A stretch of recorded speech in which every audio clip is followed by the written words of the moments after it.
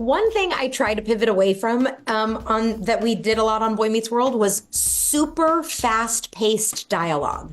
There were a lot of scenes where the people talking to each other were rapid firing things, and maybe depending on what's being said, that timing could increase the funny, but it also gives the idea that no one's really listening to the other person. And being a good actor is all about listening to your scene partner and hearing what they're saying and letting what they've said affect you in some way. And so some of the super fast-paced dialogue I've tried to shy away from. I want my actors to feel like they're living in a reality. Even if that reality involves magic, it is the reality for their character. And so I try to ground people as much as possible.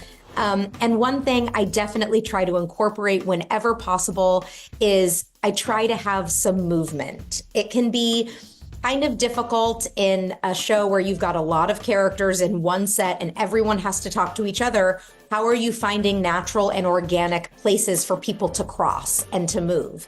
And one of the things I think we did pretty well on Boy Meets World, where the crosses our actors made felt organic. They didn't feel like, well, why did they just do that? So whenever possible, I try to incorporate an organic cross, and I work with the actors right at the beginning of the day saying, listen, I've got it blocked in my mind. I'm going to walk us through the paces, but you're the expert in your character. If something I'm telling you to do doesn't feel good for you or doesn't feel natural for you, I want you to tell me and let's come up with something else. You make a suggestion. Let's try it. This is a safe space and let's just find the best way to do it. And it's worked very well for me thus far.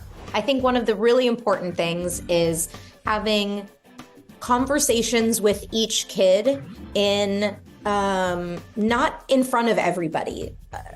So when you're rehearsing, you're on a set and everyone is standing around. There are crew members, the parents of the children are there, or their guardians, whoever's there watching them that day, the teacher, and the director, and possibly some guests.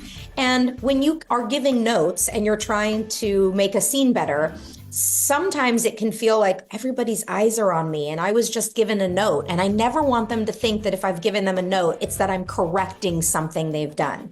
There is no right and wrong approach. There are just different approaches and different things to try.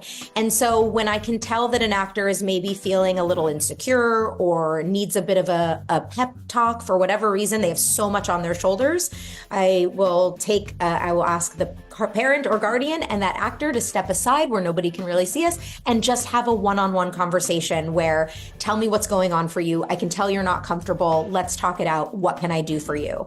And I let them know right off the bat when I start a week, my door is always open. You have my phone number, you have my email address, and you know where my office is. Anytime something is on your mind and you want to talk about it, my door is always open to you. And I am here to be your advocate and to speak up for you. If there's something you need, you can always come to me. And I just make sure every person knows that I'm there for them and I have an individual relationship with all of them.